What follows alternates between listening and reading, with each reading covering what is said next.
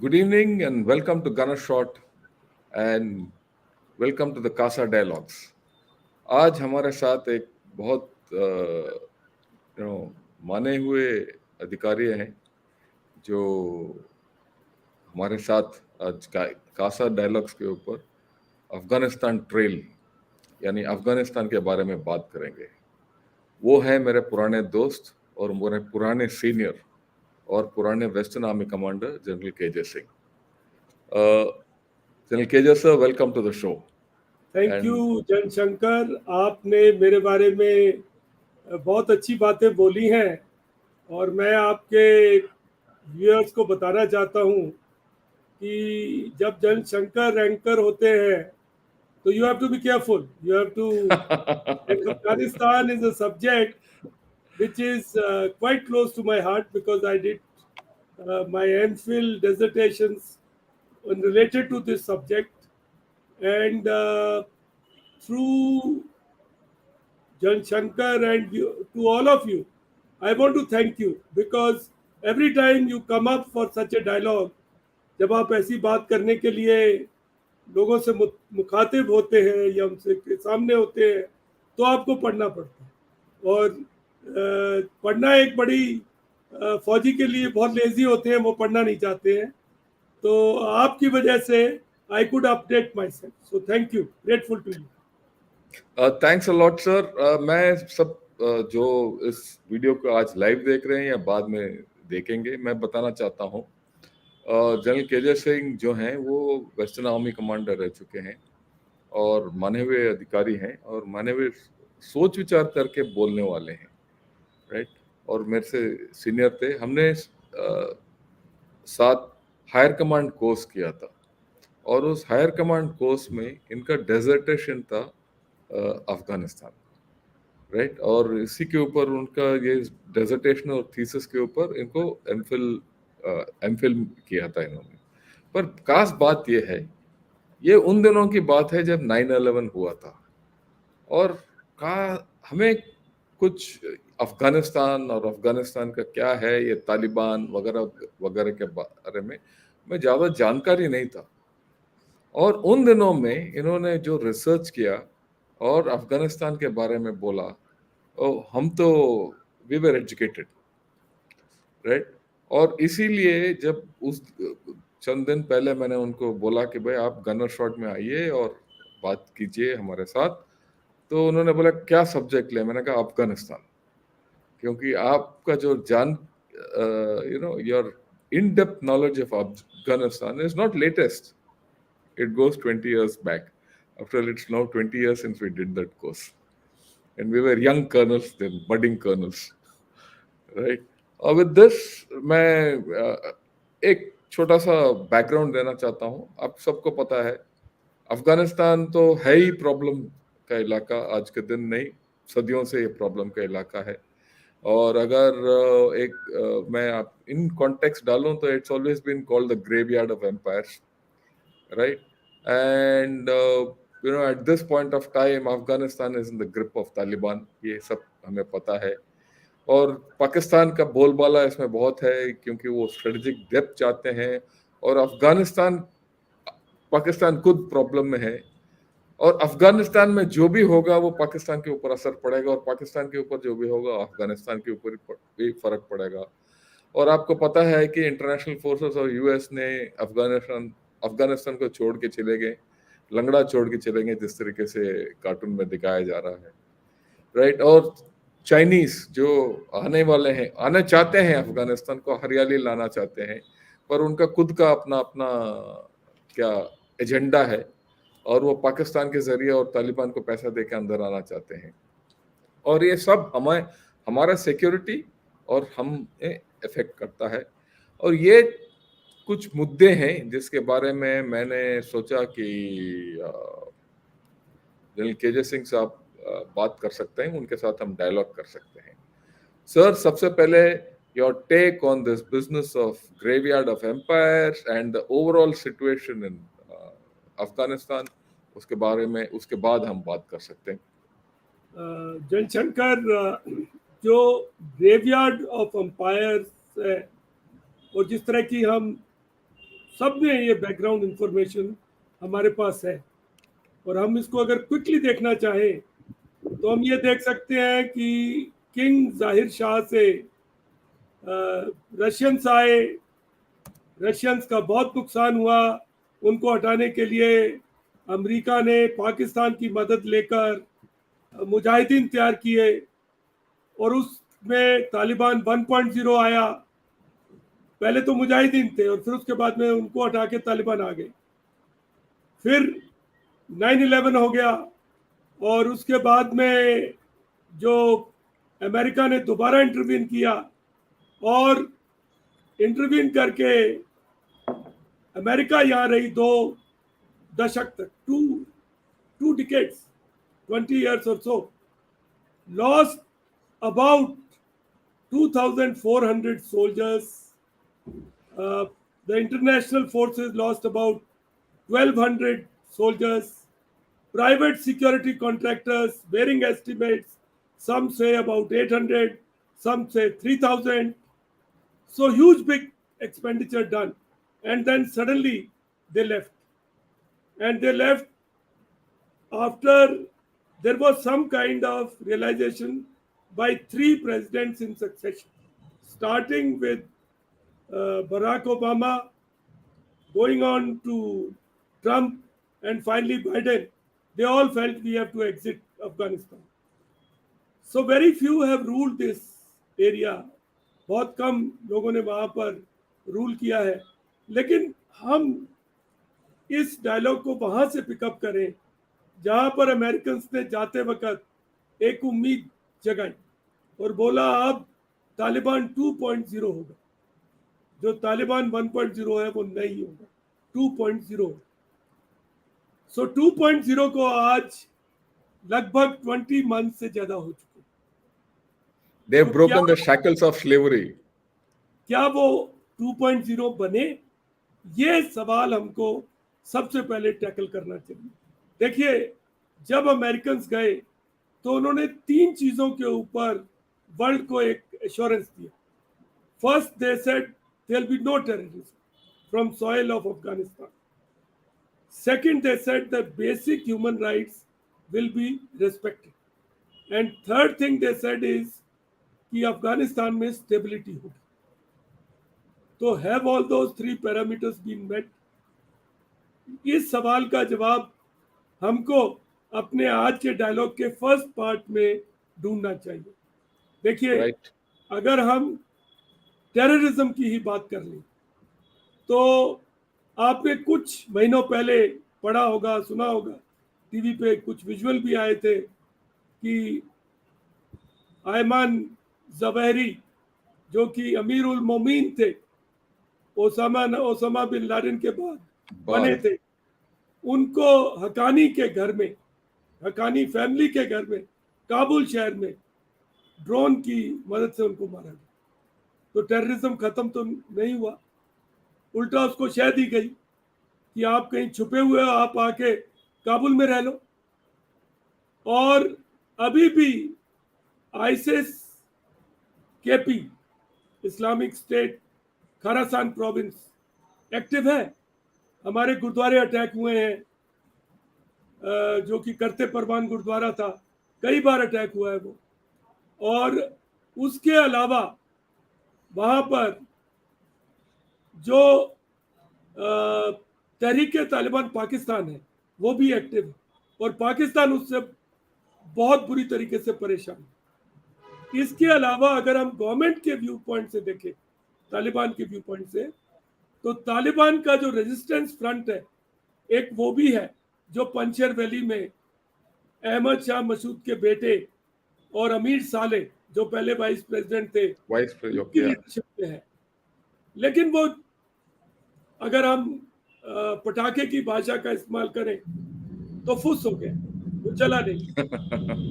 The neighboring nations have not given it support. तो और India भी नहीं कर रहा। तो इस हालात में टेररिज्म तो अभी भी एक्टिव है और ये वर्ल्ड के लिए एक वरी है। लेकिन क्या करते हैं, पीरियोडिकली तालिबान वाले एक दो ऐसे इंसिडेंट करते हैं, एक दो ऐसे रेड करते हैं, जैसे उन्होंने पिछले हफ्ते ही करा, 3-4 आईसिस के बंदों को मार दिया। तो वो फिर न्यूज में आ जाता है, अल जजीरा में, 3-4 चैनल्स में। वर्ल्ड को थोड़ा रीअश्योरेंस देते हैं और उसको टाइम भी करते हैं, नेगोशिएशन से पहले या फाइनेंशियल डिमांड से पहले वो ऐसा एक एक करते हैं, ऐसा एक कारनामा करते हैं, ऐसे कह लें। सम एक्ट दैट स्टेज करते हैं, एक्चुअली करते पूरी तरीके से नहीं है। अगर वो चाहे तो वो आईसिस के कुप्पी को खत्म कर सकते हैं अफगानिस्तान से। और इसमें चाइना की भी बड़ी है। चाइना के खिलाफ जो टेररिस्ट ग्रुप है, ETIM, उज्बेकिस्तान के खिलाफ IUM, वो सब नदन अफगानिस्तान में शेल्टर लिए हैं। इंडिया का कनेक्शन यहाँ पे आ जाता है कि आईसिस केपी में पहले कुछ लोग जो गए थे वो केरला से गए, तो एक वो भी वरी का सब्जेक्ट है जो हमको अपने फोकस में रखना चाहिए। The second issue is about human rights. Human rights को अमेरिका और दूसरी कंट्रीज ने डिफाइन जब किया तो उन्होंने शर्तें ये रखी कि विमेन को इक्वल राइट्स दिए जाएंगे, बच्चों को लुक आफ्टर किया जाएगा, कोई बदले की कार्रवाई नहीं की जाएगी, नो रिप्रेजल्स, और जो कानून है वो थोड़ा थोड़ा ठीक तरीके का होगा। अब देखिए, प्रॉब्लम ये है कि जब हम लोग अफगानिस्तान को देखते हैं तो हम उसको उस नजरिए से देखते हैं जैसे हमारे देशों में होता है। अफगानिस्तान में certain level of violence is acceptable. Women can never hope to be first class citizen. Problem ये है कि उनको सेकंड या थर्ड क्लास होने दिया जाएगा कि नहीं। तो करंट सिचुएशन इज कि they are only allowed to attend primary education. Secondary के बारे में अभी डाउट है कि अलाउ होगा कि नहीं होगा, और यूनिवर्सिटी तो अभी बैंड है। इसके ऊपर तालिबान में काफी इंटरनल प्रॉब्लम भी शुरू हो गई है। एक कैबिनेट मीटिंग हुई थी अबाउट 1 वीक बैक, जिसमें जो मिनिस्टर ऑफ हायर एजुकेशन है उसका हाथ तोड़ दिया गया। अफगानिस्तान में हो जाता है ऐसा। पहले भी एक मीटिंग हुई थी जिसमें मुल्ला ब्रदर की पिटाई मुल्ला, तो ये तालिबान 2.0 का कैबिनेट मीटिंग 2.0 धमाका था, जिसमें उन्होंने हायर एजुकेशन मिनिस्टर की पिटाई कर दी और उसका हाथ तोड़ दिया बेचारे का।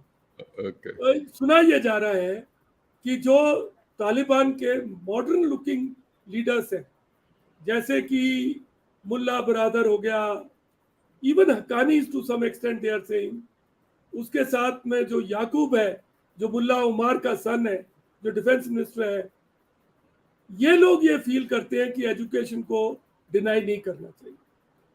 वैसे अंदर की बात यह है कि बहुत सारे लोग अपने लड़कियों को पाकिस्तान भेज एजुकेशन की, ईरान भी भेज देते हैं, और उज्बेकिस्तान और ताजिकिस्तान भी भेज देते हैं। इसके अलावा जो नदर्न प्रोविंसेस हैं और जो ईस्ट वेस्टर्न है, ईरान के साथ जो है इराक, जो नॉर्थ में है, जहाँ पे ताजिक उज्बेक्स रहते हैं, वहां पर स्कूल चलते रहते हैं। वहां पे तालिबान की इतनी चलती नहीं है, तो वहां पे थोड़े स्कूल चलते रहते हैं। और हमको ये बहुत एक तरह से सलामी देनी पड़ेगी तालिबान की। जो कुछ विमेन है, उन्होंने ऑनलाइन एजुकेशन भी शुरू कर दी है। तो कहीं ना कहीं अमेरिका को ये सोचना पड़ेगा कि चलो यार, कोशिश ये मत करो कि विमेन को सारे राइट मिल जाए, पर बेसिक एजुकेशन तो उनकी चलती रहे, स्किलिंग तो होती रहे। तो इसके लिए क्या ऑनलाइन एजुकेशन करनी चाहिए? तो ये दीज आर सम क्वेश्चंस जो कि वर्ल्ड को एड्रेस करने पड़ेंगे। तीसरा जो प्लैंक था वो था स्टेबिलिटी। तो स्टेबिलिटी को अमेरिकन ने ऐसे डिफाइन किया कि इसमें डेमोक्रेसी होगी, इंक्लूसिविटी होगी, और पब्लिक को बेनिफिट्स मिलेंगे। वो क्या रहा? पहली चीज, डेमोक्रेसी तो भूल जाना चाहिए। क्योंकि मेरा ये व्यू है कि हम वेस्टर्न नजरिए से वहां डेमोक्रेसी को ना ढूंढें, ना तलाश करें। अगर डेमोक्रेसी आएगी तो वो सऊदी टाइप की या ईरान टाइप की ऐसी डेमोक्रेसी होगी जिसमें कोई मजलिस होगी, शूरा होगी, जिरगा बैठेंगी और इस तरह की होगी। मतलब उसको हम स्टैंडर्ड डेमोक्रेसी सोचे, ये मुश्किल है मेरे ख्याल से, अभी तो मुश्किल है। तो transition could take place in steps. We could think of that. In Yeah, our so desire to impose democracy, ये ना हो कि हम तालिबान से पूरा कनेक्शन ही लूज कर जाए। तो right. ये एक इम्पोर्टेंट फैक्टर है। तो अभी क्या है कि जब ये रिजीम बना, अब आपको ये सुन के थोड़ा अजीब लगेगा, 20 मंथ्स हो गए हैं, लेकिन government is called interim government, it's not a proper government. It's not a government, it's not recognized also. It is recognize तो है ही नहीं, पर अंदर से भी वो उसको Interim इंटरिम ही रख, government. Right. क्यों रख रहे? क्योंकि So, जब so शुरू में इनके पहले अमीर उल मोमिन बने हैबतुल्ला अखुंडजादा, good. उनके बारे में ये कहा जाता था कि ये कुछ नहीं है, ये ऐसे ही है, क्वेटा शूरा से आया है, इसको रिलीजन का पता है। लेकिन वो बंदा कमाल का निकला, मतलब कमाल का अजीबो गरीब निकला। क्यों? क्योंकि कॉन्सेप्ट ये था कि एक रहबरी शुरा होगी जो कि स्टीयरिंग काउंसिल का इक्विवेलेंट होगी। ईरान में भी कुछ ऐसा है, तो उस तरह की शुरा होगी। और फिर एक एग्जीक्यूटिव शुरा होगी जो कि काम काज चलाएगी। उस हैबतुल्ला अखुंडजादा ने रहबरी शुरा को फेल चलने नहीं दिया, वो खुद ही सारे हुक्म दे रहा है। और उसी की वजह से जो बाकी लोग एजुकेशन लाना चाहते हैं वो नहीं ला पा रहे। तो कहीं ना कहीं ये कहा जाता है, देखिए अफगानिस्तान जब बना था, पहला लीडर था मुल्ला उमर जो कि 1 था, सब लोग उसको जानते, थोड़ा लंगड़ा भी था। सेकंड था मुल्ला मंसूर जिसको अमेरिकन ने ड्रोन से मरवा दिया। अब लोग ये कहते हैं कि Mansur was much better than this Akhundzada. Hibatullah. Okay. Akhundzada has proved to be very autocratic, and that's why Afghanistan is becoming autocratic theocracy. Right. अच्छा, अभी हम थोड़ा सा और आगे चले तो क्या है कि सेकंड प्लैंक था इंक्लूसिविटी, कि जो लीडर निकल गए, जैसे कि हमीद करजाई थे पुराने प्रेसिडेंट, जैसे डॉक्टर अब्दुल्ला थे, ये लोग अभी भी काबुल में रहते हैं। और कुछ लोग और जो ताजिक और उज़्बेक है और जो शिया है, क्योंकि अफगानिस्तान में पश्तून अराउंड 55% ही है, ज़्यादा नहीं है, 50, कुछ लोग कहते हैं 45 भी है, और ताजिक 25-30 है, उज़्बेक है, शिया हज़ारा है, इस्माइली हैं, तो कई ट्राइब्स हैं। तो उनका रिप्रेजेंटेशन का क्या होगा? क्या किया है तालिबान ने? देखिए, अखुंडजादा तो बैठे रहते हैं कंधार में, कंधार उनकी रिलीजियस सीट है, जैसे सिख्स की सीट अमृतसर में है, या हिंदूज की कोई सिटी काशी ले लो, या बद्रीनाथ, got इस it. तरह की एक उनका रिलीजियस, या अगर आप ईरान में चले जाओ तो कौम है एक इराक में, ऐसी सिटीज होती हैं। तो उनकी सिटी कंधार है जहाँ से रिलीजन चलता है उनका, और एडमिनिस्ट्रेशन चलता है काबुल से। तो उन्होंने क्या किया कि वहाँ काबुल में जो एक प्राइम मिनिस्टर बिठा दिया, वो उन्होंने बिठा दिया एक आदमी जिसका नाम है मोहम्मद हसन अकुन। वो ज़्यादा इफेक्टिव नहीं है, वो काफ़ी इनएफेक्टिव सा है। उसके नीचे उन्होंने 3 डिप्टी प्राइम मिनिस्टर लगा दिए। एक तो लगा दिए मुल्ला ब्रादर, अब्दुल गनी ब्रादर। दूसरा उन्होंने लगा दिया एक अब्दुल सलाम हनाफी, ये जाति से उज़्बेक, उसको दिया कुछ नहीं है लेकिन एक उज़्बेक नेम के लिए शारिक लगा कर दिया, या हाँ, बैलेंस के लिए। हाँ, और एक अब्दुल करीम भी पश्तून लगा दिया। अब शिया नहीं है, ढूंढ रहे लोग हजारा शिया कहाँ आएगा। एक जो इनका जो आर्मी का चीफ है वो करीफ हसीउद्दीन, वो एक ताजिक है। तो कहीं ना कहीं इन्होंने कुछ बैलेंस दिया है, लेकिन रियल इफेक्टिव गवर्नेंस अभी भी पख्तून्स के हाथ में. Right. So can we hope for more inclusivity? Question mark. I cannot. But what we must draw lesson is India has done a good thing by opening its channels to the The Pashto. oh, पहले right. हमारे So नहीं होते. we'll talk of that a little later. Okay, okay, So sir. what actually you've given a very nice picture. आपने पूरा overview दिया है, right? Uh, Not many things which were promised when Taliban 2.0 came into play have been brought in, but ये ज़्यादातर it's all environmental. This is the maximum you can get out of this system, which has evolved, right, based on theocracy. There's no democracy we cannot think of. It will be still by the rule of the gun and the rule of the religion. And with the ethnic composition the way Afghanistan is, this is the most inclusive you can get. They will never, it has now been proven after 22 months that they will not allow Afghan women to, be part of a society in an equal manner. But Afghan women have in him to do what they want to do and they're trying to do, right? Terrorism has not gone anywhere. It is still there. The fonts of terrorism are still there. And that comes up with sporadic violence. And they have terrorists of all hues who can hurt everyone around, whether it is Iran, whether it is China or Pakistan, right? So everyone. So that is the larger picture. आपने अच्छी तरीके से बता दिया. और ये मेरे ख्याल में और ये I mean what is proven is that this will not change. This thing will not change. Right. When this is not going to change, before we get to the Indian thing, I'd like to discuss Pakistan. क्योंकि पाकिस्तान जो है हमारे पड़ोसी वो खुद it's going down the chute. And it was Pakistan who put this government in place. And वो Imran Khan का famous saying, breaking the shackles of slavery. And they put Taliban in. They thought that Taliban will give them whatever strategic space or whatever they wanted out of that.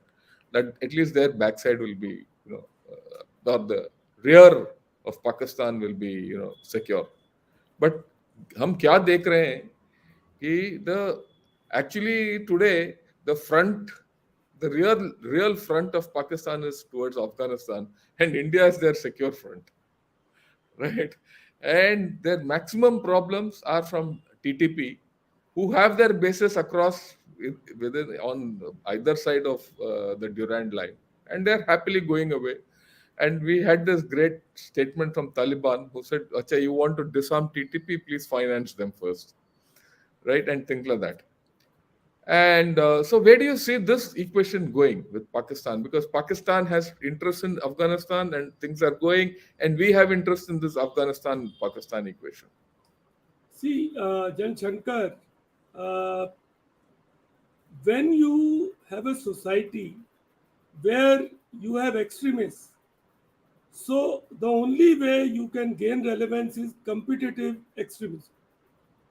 If suppose, like you take the example of our own Punjab, there is a Akali Dal and there is a Akali Dal Panthi and there is a Akali Dal something else. Every time somebody takes a little more extreme position and tries to become relevant. So similarly in Afghanistan, why Taliban is behaving the way it is behaving? Because moment it tries some moderation, ISIS KP becomes more relevant. So Tehreek-e-Taliban Pakistan also takes a very extremist position. It feels that Pakistan is not being governed as per Sharia. शरीयत के through वो चल ही नहीं रहा, वो मानते नहीं इस चीज. एंड वो देखिए जब तालिबान 2.0 इंस्टॉल हुआ तो फैज हमीद जो कि उस टाइम पर आईएसआई के चीफ थे वो काबुल में थे. उन्होंने सारा कुछ ये गेम चला. अमेरिकन तो ये प्लान बना के गए थे कि सारा रूल मुल्ला ब्रदर के पास होगा और मुल्ला ब्रदर सब कुछ कराएगा. लेकिन मुल्ला ब्रदर को उन्होंने साइडलाइन करा दिया और हक्कानी के हाथ में बहुत सारी पार दे दी. तो Pakistan has always tried to orchestrate the things in Kabul अपनी रिक्वायरमेंट के अकॉर्डिंगली, लेकिन तहरीक तालिबान पाकिस्तान और जो तालिबान मेन है उसके रिलेशंस इतने ज़्यादा डीप है कि वो एक दूसरे से डाइवोर्स तो कर ही नहीं सकते because and in any case जो आदमी टेररिस्ट होता है उसकी एक कोर कॉम्पिटेंसी होती है, बॉम्ब बनाना, फिदाइन कर देना, इस तरह की। तो लेवल तो वो बदलता रहता है। बहुत सारे लोग पहले एलईटी में थे, फिर आईसिस केपी में चले गए, बीच में तालिबान में रह लिए, लोकल कमांडर से लड़ाई हुई, कोई दूसरे पंगा में हो चले। गया, हाँ, कभी औरत के विषय पे हो गया, सब्जेक्ट के ऊपर हो गया, कभी ट्राइबल हो गया कि तुम इस ट्राइब को ज्यादा इंपॉर्टेंस दे रहा है इसमें, तो छोड़कर दूसरे में चला गया। They are not so ideologically committed. So today the situation is that Pakistan is indeed worried because the border between Pakistan and Afghanistan is very flimsy. It is more flimsy than McMahon line between India and China. Because during line को कभी अफगानिस्तान ने recognise ही नहीं की, कभी ये recognise. Map ये map दर्शाता है जो आप बोल रहे और हैं। जो ट्राइब्स हैं वो दोनों साइड के ऊपर स्प्रेड है। अगर आप देखो तो खैबर, नॉर्थ वजीरिस्तान, साउथ वजीरिस्तान, स्वात, मलकंड, ये सारे ट्राइबल एजेंसीज थे, ये डिफरेंट ट्राइब्स के। कोई मैसूर ट्राइब है, वो इधर भी है, वो उधर भी है। अच्छा, और पिछली बार जब तालिबान 1.0 बना था तो बहुत सारे लोग फेडअप हो गए थे पाकिस्तान में। वो अपने केसेस पाकिस्तान से लेकर पेशावर से और दूसरे एजेंसी से वो उधर चले जाते थे, जलालाबाद चले जाते, वहां पर अपनी सुनवाई कराते थे, क्योंकि ट्राइबल लॉ तो एक ही है, यस। पश्चिम वाली, उसी पे चलता है सब कुछ। तो पाकिस्तान को केयरफुल रहना पड़ेगा बिकॉज तालिबान की एक यूएसपी है, चाहे कुछ भी हो, तालिबान के नीचे करप्शन कम होता, बहुत कम होता। तो today if Taliban is finding some acceptance in Afghanistan, वो मेनली इस वजह से है कि पुराने रिजीम के बदले में करप्शन बहुत कम है। आपने खुद ने सुना होगा कि जो पिछला प्रेसिडेंट था अशरफ गनी, वो जब भागा हाँ, था वो पैसा लेके चला गया। उसकी गाड़ी में से पैसा ही पैसा। तो ये चीज तालिबान की बहुत पक्की है। और जो जस्टिस होता है बहुत स्विफ्ट होता है, तो इधर के ट्राइब्स भी उससे इफेक्ट होते हैं। तो Pakistan is now in for very serious trouble. आप सब देख रहे हैं कि पाकिस्तान के जो प्रोविंसेस हैं उन सब में प्रॉब्लम है। हम बहुत कम लोग इस बात को डिस्कस करते हैं कि पाकिस्तान और ईरान के बीच में भी प्रॉब्लम है। पाकिस्तान और ईरान का बॉर्डर जो है उसमें भी डिफेंस लाइन है, उसमें भी मोटर फायर हो जाता है। वहां पर एक ईरान का प्रोविंस है जिसका नाम है सीस्तान। सिस्तान बलूचिस्तान। प्रोविंस में पूरी इंसर्जेंसी चल रही है और पूरा ईरान शिया है, सीस्तान प्रोविंस सुन्नी है, वहाँ ऑयल भी है, गैस भी है। तो इसलिए मेरे व्यू में Pakistan is in for serious trouble. There is problem in Balochistan और सिस्तान और वो और इधर भी, क्योंकि आफ्टर ऑल ये अखुंडज़ादा तो क्वेटा में रहता था, क्वेटा शुरा में, और बहुत सारे तालिबानी यहाँ पढ़ते हैं। और खटक में एक पूरा एक यूनिवर्सिटी है जिसको समीउल्लाह चलाते थे, वो तालिबानों की यूनिवर्सिटी। ये सब लोग अपने नाम के आगे तालिबान वहीं से लगाना शुरू किया उन्होंने। और नॉर्थ वेस्ट फ्रंटियर प्रोविंस जिसको खैबर पख्तूनख्वा कहते हैं, वो वैसे ही बुरी हालत में है। वहाँ पर तो कितनी देर से एजिटेशन चल रहा है। वो चाहते हैं कि डिफरेंट पख्तून प्रोविंस बने, उसी तरीके से बाल्टिस्तान और जीए सिंध में। सो पाकिस्तान इज अच्छा, ड्यूरेंट लाइन के ऊपर अभी फेंसिंग शुरू हो गई, फेंसिंग हो रही यस। है। एक तरफ तो आप कहते हो कि अरे एक सबसे बड़ी चीज जो सामने आई है, जो मैं आपके व्यूअर्स को बताना चाहता हूँ, कि दोनों पाकिस्तान और अफगानिस्तान की सपोर्ट में उम्मा नहीं आया। देखिए, इनकी कोर फिलॉसफी ये होती है, जिससे ये लोगों को पागल बनाते हैं, कि हम एक कैलिफेट बना लेंगे और एक इस्लामिक ब्रदरहुड है उम्मा, वो हमारी सपोर्ट करेगा, उम्मा हमारे साथ खड़ा हो जाएगा। तो पाकिस्तान के साथ उम्मा कहाँ खड़ा हुआ? नहीं खड़ा Right. हुआ। Saudi So Arabia what? ने नहीं किया, यूएई ने नहीं किया, अफगानिस्तान के साथ भी यही हो रहा। Right. तो So these are dangerous times. yeah. So आपने जो बताया है, it's very clear that Pakistan will remain destabilized. It will remain destabilized because of TTP and its activities and the Pashtun insurgencies this side of the Durand line. The Baluchistan rebels who are active this side and the other side of in Iran, in Sistan, Baluchistan also there are problems. ऊपर NFWP जो north west frontier province में वहां भी problem है. But what I would like to highlight and add to what you have said कि Pakistan will remain destabilized, but there is no case of it balkanizing along this line because the strength is not there in this to break up Pakistan. So Pakistan will remain in this area of high instability, and its prime unstable border will be the western border. Am I right in saying that? No, Jan Shankar, you have flagged the issue correctly. There have been exchange of fires on Torkham. Torkham is the border post, जैसे हम Yes. Wagah कहते हैं. Different places, there have been cross-border raids which have taken place. Pakistan has threatened. Actually, लोग कहते हैं कि Zawahiri को जो ड्रोन का अटैक हुआ है, वो ऐसे कैसे हुआ? मतलब इंटेलिजेंस It's कहाँ gone से from मिली? Pakistan. पाकिस्तान ने दी है। तो इन कंट्रीज में क्या है कि एक बड़ी सिनिस्टर सी बात है। अफगानिस्तान का सबसे बड़ा लेवरेज ये है कि उसके पास सारे टेररिस्ट ग्रुप हैं।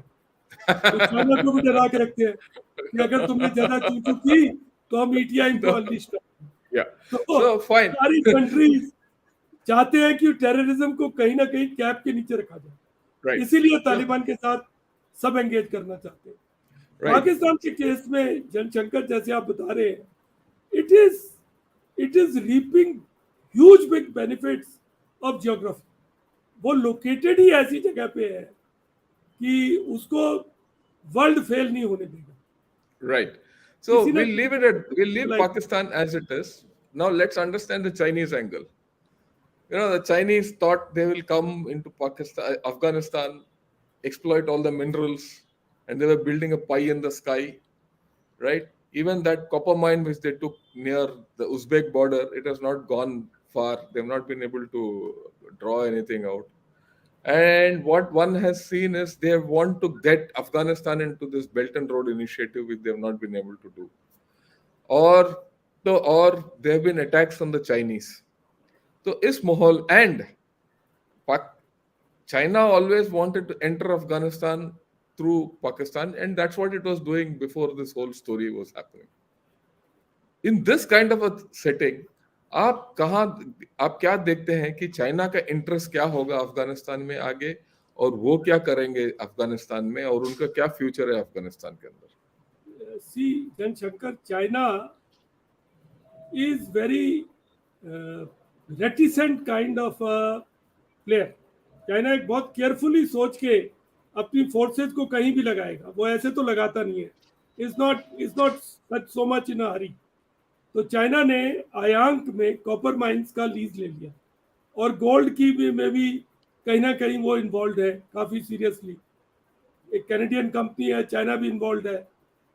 तो चाइना ने, बट चाइना ये कभी भी रेडी नहीं है कि वो अपने ट्रूप्स को डिप्लॉय कर दे। एक्चुअली वर्ल्ड वेट कर रहा है कि कब चाइना ऐसी मिस्टेक करेगा कि वो अपने ट्रूप्स को फिजिकली डिप्लॉय कर, नहीं कर रहा और करेगा भी नहीं। तो और चाइना के लिए मुश्किल ये आ रही है कि जो आईसिस केपी है वो क्या कर रहे हैं कि अफगानिस्तान में अब चाइनीज और रशियंस को टारगेट कर रहे हैं। उन्होंने जिस होटल को अटैक किया उसमें चाइनीज रहते थे, चाइनीज बिजनेसमैन और ये सब आके रहते थे। इसी तरीके से अगर आप सीपैक को देख लो, तो हालांकि पाकिस्तान ने 2 डिवीजन रेज की, 34 But they're 44, still being attacked. फिर भी तो चाइनीज अटैक हो रहे हैं। Yeah. तो चाइनीज और चाइनीज अटैक के लिए पाकिस्तान को कंपनसेशन देना पड़ा। हाँ. तो ये जो इस तरीके से हम बाहर से जो लोग लाते हैं, अगर वो लोकल एजेंडा को नहीं लेकर जा रहे हैं और ट्राइबल कल्चर में हम सब कुछ बदल देना चाहते हैं, somewhere I feel China would have to be very careful. China की प्रॉब्लम यह है कि China will always have to somehow keep Taliban human by giving them financial bailout, by helping them, because Taliban has that ultimate leverage of reigniting insurgency in Xinjiang. जो East Turkistan independence movement है, उसकी root Afghanistan में है। या इसमें तो just आप north देखिए, सब ये जो काबुल ताजिकिस्तान के राइट में जो भी है सब कुछ जिंजियांग है, और वहां से ये ETM is quite active, and that's what general KJ is saying. Please go ahead. so there is, and problem is that America is ready to wait out. See, when this peace process started, it's a very amusing story which I can share with your viewers. या please go ahead. The Doha dialogue was there. India was told to stay out. Please don't come near it. Pakistan had laid down a condition. So then, after Americans got a shock when American plot failed and they did not agree to America, then they started another process called as extended Troika. Troika was US, China, USSR. They brought in Pakistan. And when India tried to go there, Russia, which is now trying to come to India, said no. Stopped us. India का क्या interest है? India का क्या leverage है? So India was told to stay out. Americans tried to make another formulation where they tried to bring in Afghanistan, Uzbekistan, India, and themselves, which also didn't come out. Turkey was also trying, which also, because Turkey was guarding Kabul airport. So Turkey, Bagram was being guarded by Turkey. So Turkey had some, जिसको आजकल हम तुर्की कहते हैं. So Turkey had some leverage in Afghanistan. So in this situation, today the flux is such that people are now increasingly looking at India. They are saying India should also play some role, which we'll talk later. Yeah. But I personally feel that lots more have to play out in this game. This game is still going on. It's not as if Americans have lost interest. America is giving drip. Financial aid is coming in drip form. आप सबने सुना होगा $7 billion होते थे Afghan government के, उसको freeze कर लिया गया. 3.5 को एक ट्रस्ट में डाल दिया गया, जो 9/11 के जो विक्टिम्स थे उनको रिहेबिलिटेट करने के लिए. And 3.5 is still in a trust through which it was felt money will be brought to Afghanistan so that they don't have a humanitarian crisis. जैसे मैंने आपके व्यूअर्स को बताया कि अफगानिस्तान का एक लेवरेज तो है टेररिज्म, कि मैं कहीं भी टेररिज्म को एक्सपोर्ट कर सकता हूँ. दूसरा लेवरेज जो है वो है ह्यूमैनिटेरियन क्राइसिस, कि मेरे लोगों की हालत इतनी बुरी है कि वर्ल्ड को कुछ करना ही पड़ेगा. देखिए अभी अर्थक्वेक भी हुआ था अफगानिस्तान, ऐसे जोन में जहाँ अर्थक्वेक हो जाते हैं तो वर्ल्ड को, और प्रॉब्लम यह है कि अफगानिस्तान इलॉजिकल ऑर्डर्स दे देता है, जैसे कि एनजीओज की जो विमेन है दे कैन नॉट वर्क, उसको अभी रिमूव किया है मेडिकल वगैरह के लिए. तो situation is highly complex. Right. The game has to still play out. A good thing is Indians are also finding relevance. We'll talk Right. about it later. We will talk about it. So that's the next thing. Jo, if I summarize what you have said and make sense of strategic sense जो आपने बोला है, वो ये है कि Afghanistan remains as complicated as before, and it will remain as complicated hereafter also. This nebulous peace will continue, or lowered violence will continue, whichever way you look at it. The Chinese won't have a free run. They will always be under the threat of terrorism spreading through ETIM into Xinjiang, and that part getting destabilized, and the Chinese are worried about it. Pakistan will remain destabilized. So Pakistan and China, जिन्होंने सोचा कि अफगानिस्तान में जो उनका खेल खेल के वो स्टेबिलिटी ले आएंगे और उनका economic everything will go through economically, are at risk, and it will continue to be at risk. Next important point I think which you made, and I think there's a very very very important point, is that China is a reticent power. ये बाहर नहीं आएगा, वो अपना जैसे America जाके हर जगह अपना फौज को लगाता है, आउट ऑफ एरिया कॉन्टिजेंसीज में ज्यादा शामिल होते हैं, चाइना नहीं करेगा. China will only seek to trap people through debt or trade or finance. They will never put their. And there's a game on, if I may say, to somehow draw China out and make it commit its forces outside China, right? And then it will have to really shed blood to become a superpower. Because the normal saying strategically is, unless you shed blood, you don't become a superpower, and for which China is not prepared to do so. And that, in a larger sense, comes out in their reluctance to get involved in the Ukraine crisis, also beyond a point. Well, we'll leave the Ukraine crisis out at this point of time, and we'll stick to this. So you made and USA and the West is doing something like a drip feed into Afghanistan. वो छोटा छोटा उनको मदद कर रहे हैं ताकि अफगानिस्तान का चले, राइट. पर लगाम अभी तक मैक्सिमम अभी तक यूएसए और वेस्टर्न फोर्सेस इसके हाथ में ही है. ओके, इस हालात में, इस माहौल में आपने जैसे बताया, इंडिया को ये जो peace process till the US left Afghanistan, India को बाहर रखा गया था कंप्लीटली पाकिस्तान के इंसिस्टेंस पे, और चाइना ने भी मदद किया कि आपका इंटरेस्ट नहीं है. और यही रशिया जो आप बोल रहे हो, उन दिनों में उन्होंने बोला कि भाई इंडिया को भी बाहर रखो. ये जो रशिया आज के दिन आपके चारों तरफ घूम रहा है कि मदद करो, ये करो, वो करो, उन्होंने आपको बाहर खड़ा कर दिया, राइट. और वो पाकिस्तान के साथ बात कर रहे थे, पाकिस्तान के साइड ले रहे थे और चाइना के साइड ले रहे थे. और वही पाकिस्तान ने उनके यूक्रेन को एमिनेशन भी दिया. आज वो ये खेल हो रहा है, ये राइट अगेंस्ट. ओके, इस हालात में, और इनफैक्ट इस हालात के बाद जैसे वक्त बढ़ता गया, Taliban has reached out to India. It is not India has reached out to Taliban. The way I look at it, Taliban has reached out to India because हमारे basic people to people connect अच्छे हैं. हमने उनके लिए गेहूं भेजा है, उनके lot of other things and all that.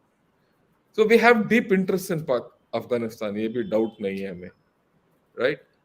तो इसको मद्देनजर रखते हुए इंडिया का क्या रोल होगा आगे, और इंडिया का क्या डेंजर्स हैं और क्या फायदे हैं, आप जरा बताइए. देखिए, इंडिया जब अमेरिका ने एग्जिट किया तो बहुत सारे लोगों ने बोला कि इंडिया ने कुछ ज्यादा ही इन्वेस्टमेंट कर दिया था अफगानिस्तान. अशरफ गनी थे उनमें. It had banked on Ashraf Ghani and the peace process. और इंडिया ने उनकी आर्म फोर्सेस को भी ट्रेन किया, जो कि कोलैप्स हो गई. और इंडिया ने बहुत सारी प्रोविंसेस के अंदर इन्वेस्टमेंट किए. एक्चुअली अफगानिस्तान ने के हर एक प्रोविंस में किए. इंडिया एक ऐसा प्लान बना लिया ये, ताकि लोग ये ना बोलें कि सिर्फ ताजिक इलाकों में किया है या उज़्बेक इलाकों में किया. तो इंडिया ने छोटे छोटे ही प्रोजेक्ट लेकिन किए, लेकिन सब प्रोविंसेस में किए. तो मैंने ये सवाल कई लोगों से पूछा भी है, because you don't have all the answers. तो किसी ने मेरे को बोला कि, और मैं इस बात को मानता हूँ, ये करना भी चाहिए. अब इंडिया का ऐसा स्ट्रेचर आ गया है कि किसी स्टेज पे आकर अगर आप लॉन्ग टर्म का सोचते हैं तो आपको हमेशा रिटर्न का नहीं सोचना चाहिए। अगर आपकी, जैसे जन शंकर बता रहे थे कि आफ्टर ऑल, आप सबने सुना होगा खान अब्दुल गफ्फार खान, बादशाह खान जिसको बोलते थे, इंडिया के क्या रिलेशन थे। उसका सन वली खान भी इंडिया आता था, अफसेंडर खान भी आता था कांग्रेस के सेशन में पार्ट लेने। तो रिलेशनशिप हम बहुत डीप थे। और अगर आप देखो तो अफगानिस्तान में दो लैंग्वेजेस चलती हैं, पश्तू और डर्री। जो डर्री में ज़्यादा एंटरटेनमेंट का चलता है चैनल वगैरह, तो डर्री में सबसे पॉपुलर पर्सन है स्मृति ईरानी, और सबसे फेवरेट सीरियल है सास भी कभी बहुत। अब बदली हो गया होगा, बट कहते हैं सारे टेररिस्ट ग्रुप उस टाइम पे उसी कोई को। अटैक नहीं करते थे, वो देखते थे उस serial.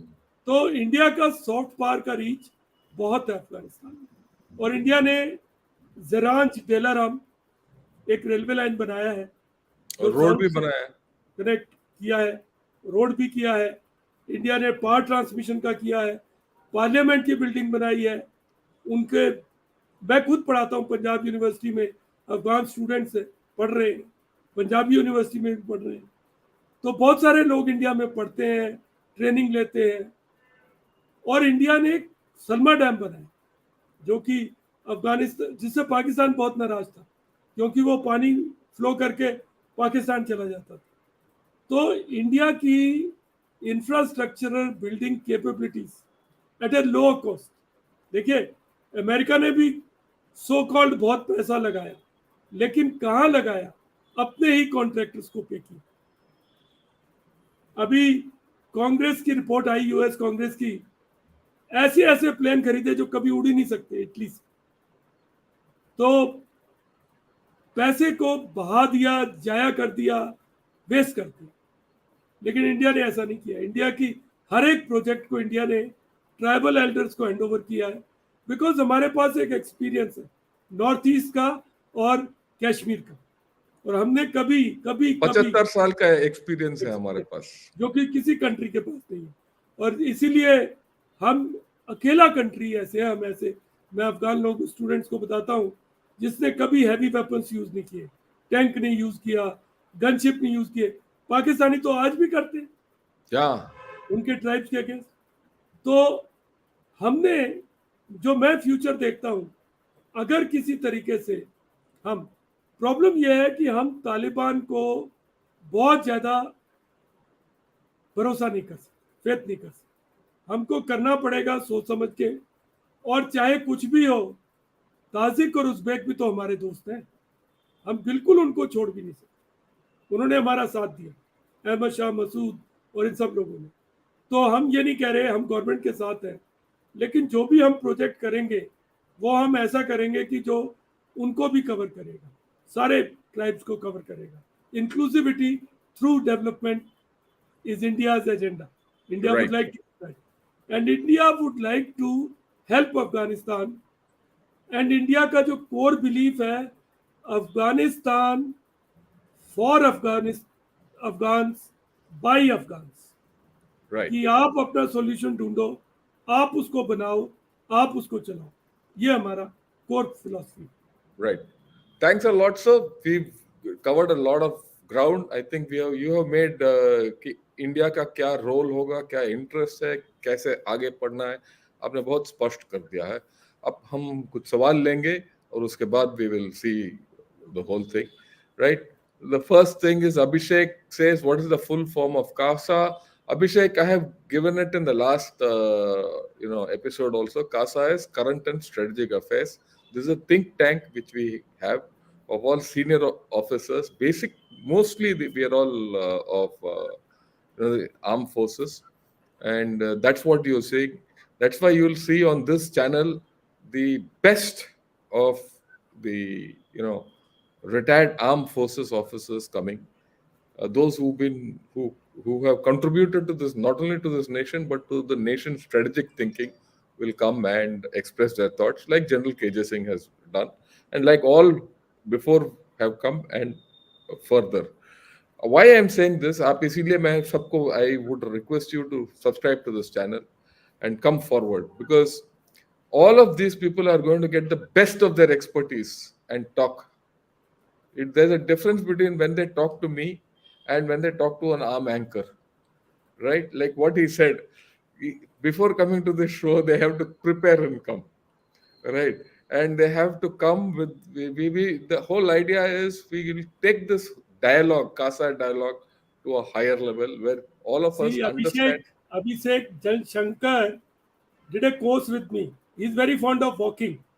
So we used to always tell him, you are doing walking the talk and you look like Shekhar Gupta. You ask questions like him.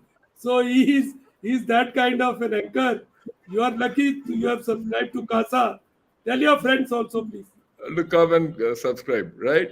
Okay. The next question by Maximilian. He says India is talking to Quetta Shura faction of Taliban, and we have some working arrangement with them. How do we tackle Haqqani faction who can create roadblocks for our interests? Yes, sir. Take it on.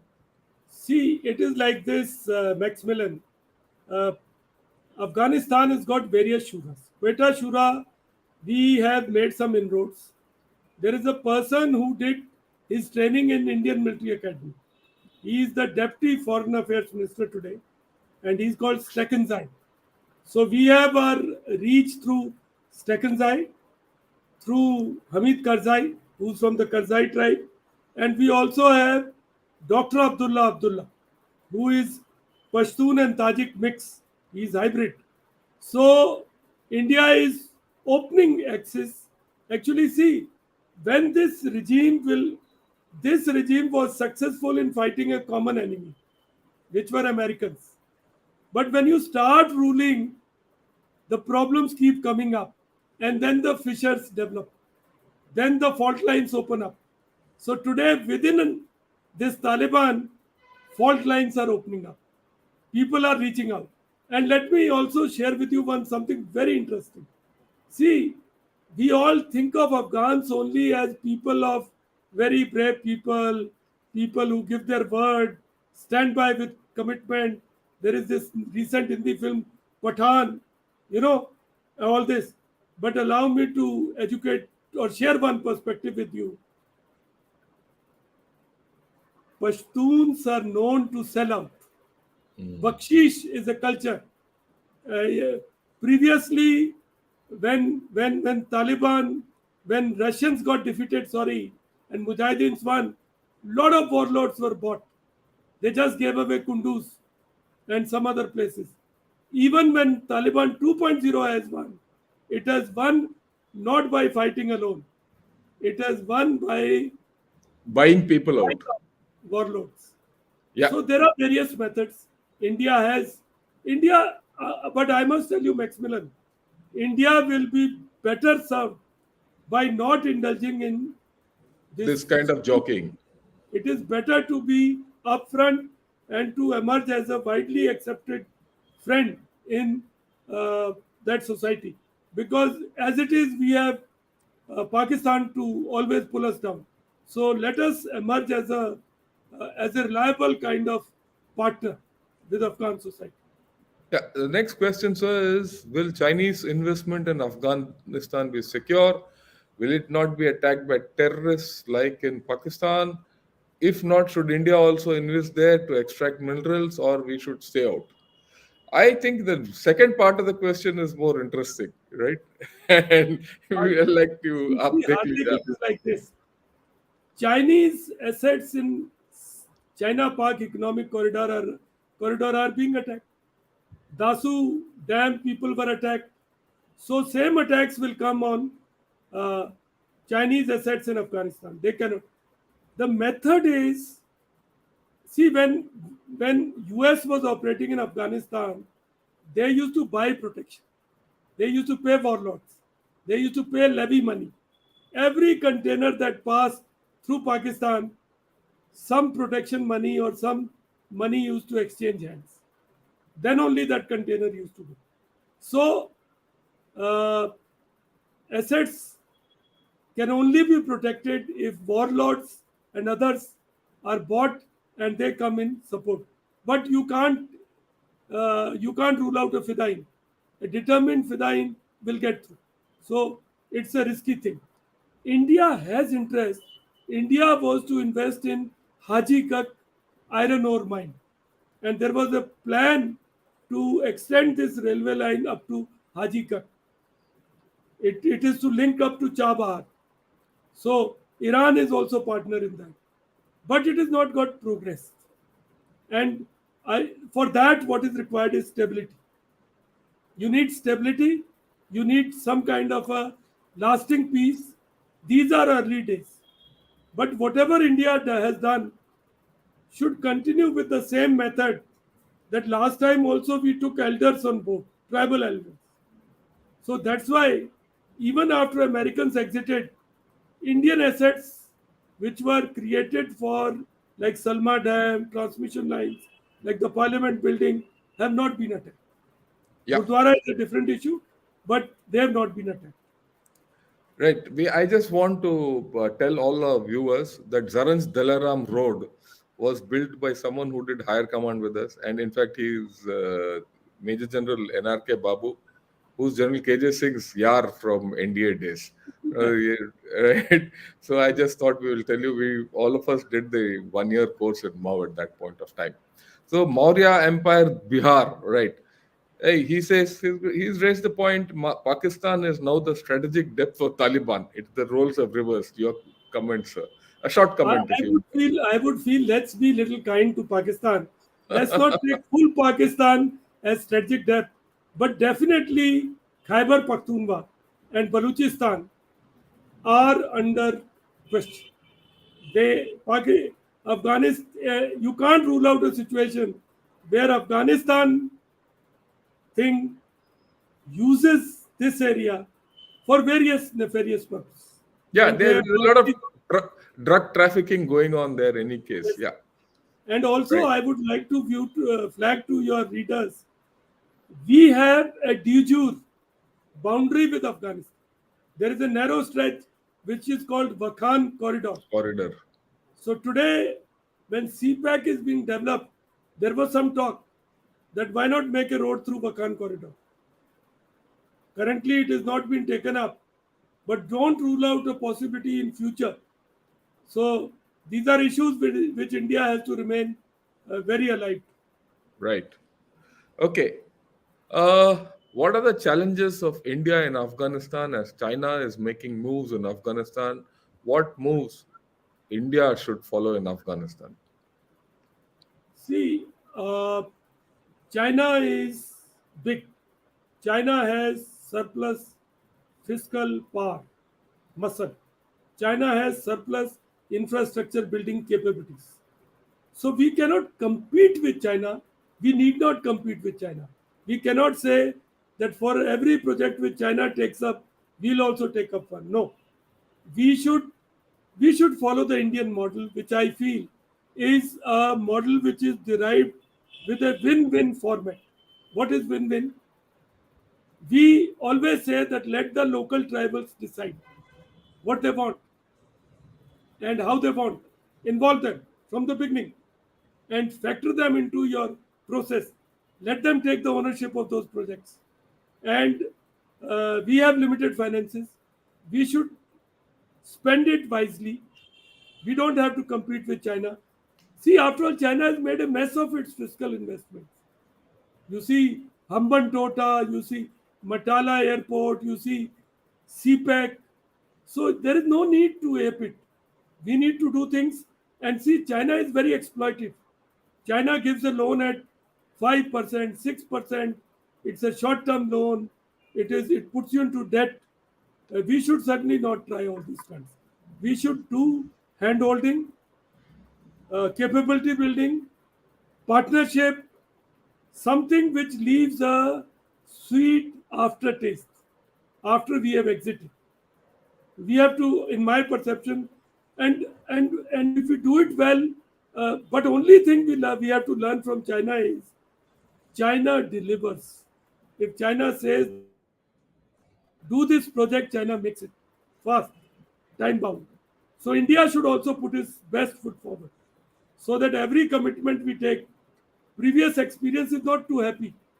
Our projects in Nepal, in Myanmar, even in Bangladesh have languished, have not met time deadlines. We need to upscale our capabilities. We need to deliver. We have to be a reliable infrastructure building partner. But I'd like to just put across, sir, as far as Afghanistan is concerned, we have delivered more than what we have promised. आपने जैसे बोला Salma dam हुआ, Yes, that is Jarange right. Dilaram road हुआ है, उनका parliament हुआ है, अभी हम उनको गेहूं भी भेज रहे हैं, राइट? एंड दे वांट और this thing, we have been more than this thing actually. अगर आप देखोगे तो जितने हमने प्रोजेक्ट्स चलाया है इन अफगानिस्तान, उसके ऊपर किसी ने अटैक नहीं किया आज तक, नहीं, राइट? आप बिल्कुल ठीक कह रहे हैं। एक चीज और मैं आपके व्यूअर्स को बताना चाहता हूँ। जब पाकिस्तान ने रोड़ा लगा दिया और लैंड कॉरिडोर बंद कर दिया, पिछली बार की बात कर रहा हूँ मैं, हाँ, तो इंडिया ने क्या किया? जब कि अशरफ गनी प्रेसिडेंट थे अफगानिस्तान के, इंडिया ने बिस्किट्स बनाए और बिस्किट बना के वर्ल्ड फूड प्रोग्राम के थ्रू भेजे, भेज दिया। व्हीट बिस्किट बना के। और वो बिस्किट अफगानिस्तान में मशहूर है, favourite. the students who come, they tell me कि the snack which they love the most is Indian biscuits. So India has capabilities. We will IT, English, so many things we can do with. Right. All right, sir. I think we have traversed a lot in this past 1 hour. We have आपने पहले overview दिया है, उसके बाद आपने Pakistan and Afghanistan का क्या हालत है और क्या रिश्ते हैं और किस तरीके से ये रिश्ता आगे बढ़ रहा है वो भी आपने स्पष्ट किया है।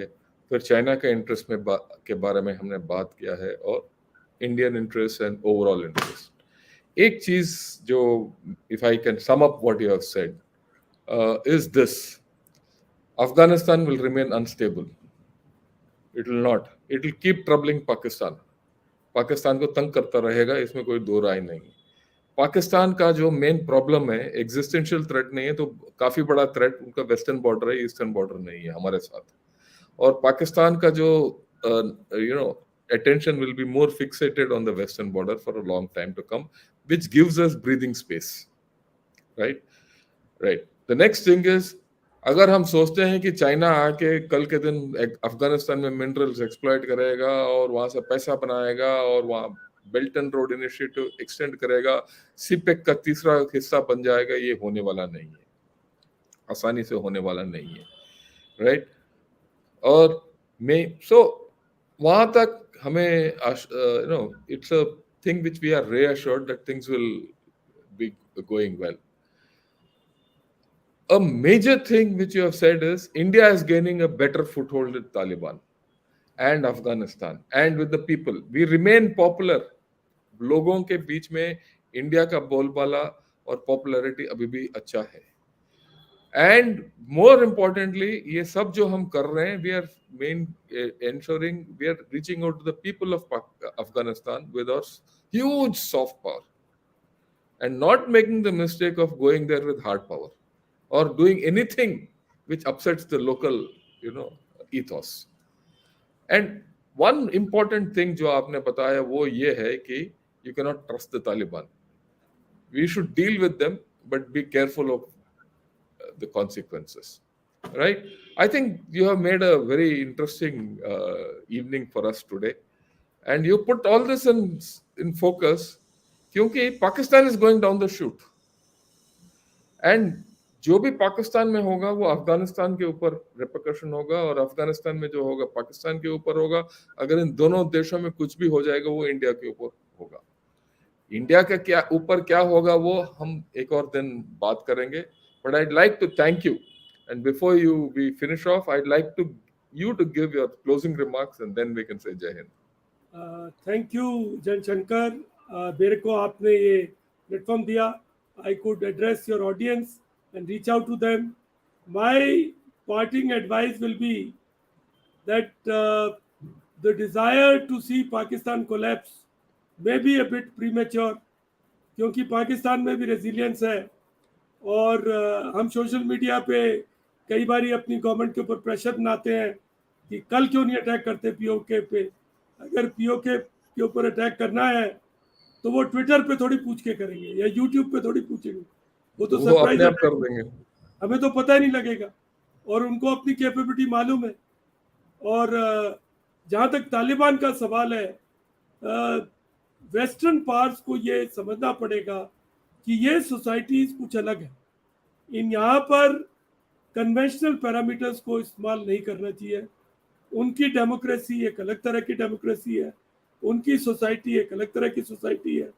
आइडियल ये है नहीं, जल्दी में होगी भी नहीं। अगर आपने अफगानिस्तान को वैसा बनाना था जैसा आप अमेरिका का टेक्सास है, तो फिर आपको 20 साल में नहीं जाना था, आपको यहाँ 70 80 90 साल रहना था और सारे सिस्टम को ही बदल देना था। वो तो हो नहीं सका, तो इतना कमिटमेंट तो कोई कर ही नहीं सकता। तो let this society evolve, remain engaged, जो आप कर सकते हैं। Be careful, don't trust them without verification, and uh, we wish Afghans, frankly, I wish, I have a lot of interest, I've studied them quite a lot, that they must decide their future, they must decide their destiny।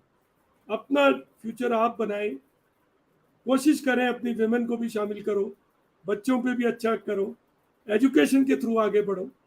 So that's all I, and you see Pakistan एक theocratic state, only first theocratic state of the world, has failed or is failing। Bangladesh got separated, now it's in a fiscal emergency। So religion alone is not enough to run countries, run them on economic development।